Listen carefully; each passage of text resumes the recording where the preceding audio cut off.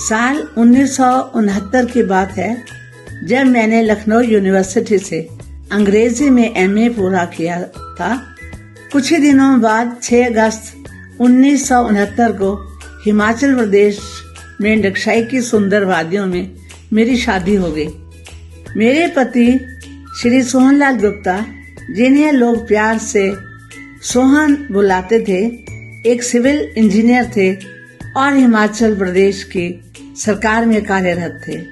हम दोनों ने एक दूसरे को शादी से पहले कभी नहीं देखा था। सच कहूँ तो मैंने उन्हें पहली बार तब देखा जब वो भंवरों के बाद मेरी मांग भर रहे थे।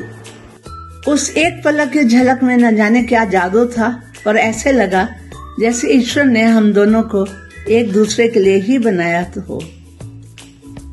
वो बहुत टैलेंटेड थे, मैं भी कई चीजों में निपुण थी। मैंने 31 वर्ष तक केंद्रीय विद्यालय में अपनी सेवा दी, रिटायर हुई।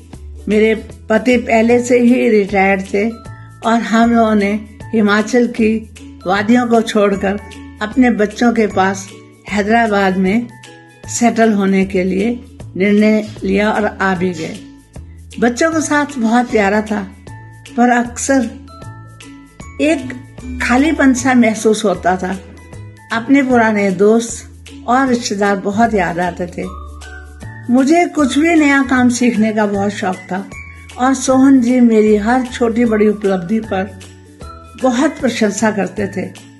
पर एक चीज हमेशा मेरे मन में रहती थी, सोहन जी का संगीत और नृत्य के प्रति गहरा प्रेम। मैं अक्सर अपने आप से पूछा करती थी, क्या कभी मैं इनका वो शौक पूरा कर पाऊंगी?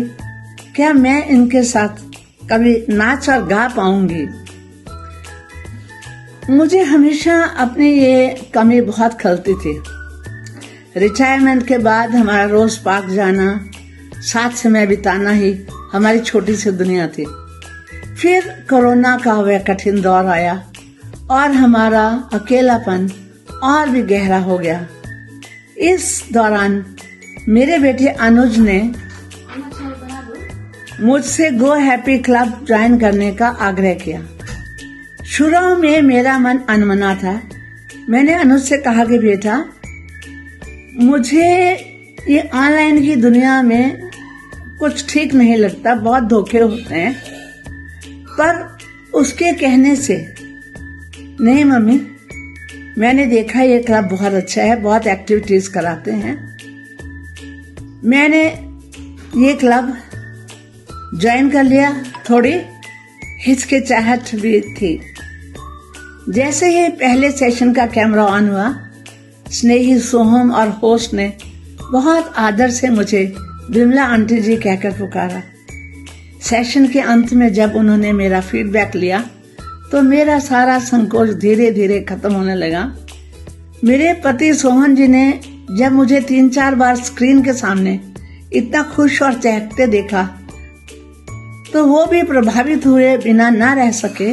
उन्होंने मुस्कुराते हुए कहा, सोच रहा हूँ मैं भी ये क्लब ज्वाइन कर लूं। और इस तरह से वे भी इस परिवार का हिस्सा बन गए। इस मंच पर मैंने धीरे धीरे सोहन जी के साथ नाचने, गाने, कराओके जैसी गतिविधियों में भाग लेना शुरू किया। हम दोनों के चेहरे की रौनक बढ़ गई थी, क्योंकि आखिरकार मैं उनका साथ दे पा रही थी। जब भी गो हैप्पी क्लब के लोग टूर करके आते थे, वो अपने टूर को सबको दिखाते थे। 2022 से 2024 के बीच मेरी सेहत बहुत खराब रही और बार बार अस्पताल के चक्कर काटने पड़े। पर सोहम और गो हैप्पी परिवार ने मुझे उन डरावने हालातों से बाहर निकालने के लिए कोई कसर नहीं छोड़ी। हमारा भी मन होता था कि औरों की तरह देश विदेश घूमे, पर कमजोर सेहत आड़े आ जाती थी। मेरे बच्चे अक्सर प्रोत्साहित करते थे, मम्मी आप बस हिम्मत करके देखो, सोहम संभाल लेगा। इसी विश्वास के बल पर 26 सितंबर 2024 को हमने भूटान का ट्रिप किया। सोहम हमें दिल्ली एयरपोर्ट पे मिले। उन्होंने व्हील चेयर से लेकर हर छोटी चीज का इतना ध्यान रखा कि सालों बाद हम दोनों ने पहाड़ी वादियों में वही सुकून महसूस किया जो हमारी शादी के शुरुआती दिनों में था। क्लब के ड्राइंग और टेक्नोलॉजी सेशंस ने मुझे मेरे नाती पोतों के और करीब ला दिया, खास तौर पर आर्यन और अनुष्का का। जो सोहम सिखाते, ये दोनों बड़े प्यार और धैर्य से मुझे उसकी प्रैक्टिस कराते। मेरे बाकी बच्चे और नाती पोतियां भी भरसक सहायता करते थे। कभी कभी लगता था कि जैसे मैं उनकी देखा करती थी जब वो बच्चे थे, अब सब उल्टा हो रहा है और वो मेरे पल के जीवन के सबसे अनमोल पूंजी बन गए। पर दुर्भाग्य से 11 जनवरी 2025 की शाम मेरे जीवन के सबसे प्यारे साथी मुझे छोड़कर चले गए। अपने साथी से बिछड़ने की वह पीड़ा सहना बहुत कठिन था। उस दुख की पीड़ा में पूरा गो हैप्पी परिवार मेरे साथ था, कंधे से कंधा मिलाकर। मेरे बच्चों को डर था कि कहीं मैं वापस अकेलेपन के अंधेरे में न खो जाऊं, पर उन्हें भरोसा था कि आगे बढ़ने की शक्ति मुझे गो हैप्पी परिवार से मिलेगी। शुरू में सोहन जी के बिना हर पल बहुत बोझिल लगा। मेरी दोनों नातियों आकांक्षा, अनुष्का ने जब मेरी खामोशी देखी तो उन्हें बहुत चिंता हुई। उन्हें लगा कि मैं कहीं निराशा में अपने सारी एक्टिविटीज छोड़ ना दूं। इसलिए आकांक्षा, अनुष्का ने मुझे एक कैब भेंट की और कहा, नानी आपको रुकना नहीं है, आपको चलना ही होगा, नानू की खुशियों के लिए चलना होगा। उनकी यह भेंट मेरे लिए आगे बढ़ने की हिम्मत बन गई।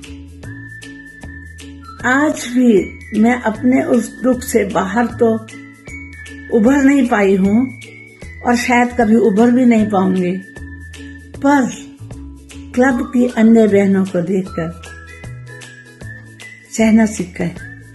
बच्चे इस बात से खुश हैं कि मैं वह सब सीख रही हूँ जो उनके पापा चाहते थे और जो शायद मैं उनके रहते भी ना कर पाई थी। अब मैं भी समाज की बहुत सी पुरानी रूढ़ियों को पीछे छोड़कर गो हैप्पी परिवार की बहनों की तरह रंगीन कपड़े पहनती हूँ, थोड़ा श्रृंगार भी करती हूँ। मेरे बच्चों को इस बात से खुशी है। सोहन जी मुझे हमेशा कुछ नया सीखते और करते देख गर्व महसूस करते थे। आज भी जब मैं नाचती हूँ, गाना गाती हूँ या वीडियो बनाती हूँ तो हर पल उन्हें याद करती हूँ और अपनी हर कला उन्हें समर्पित करती हूँ। जब पूरा परिवार गो हैप्पी के सदस्य मेरी प्रशंसा करते हैं तो मुझे ऐसा महसूस होता है जैसे सोहन जी यहीं कहीं आसपास हैं और मुस्कुरा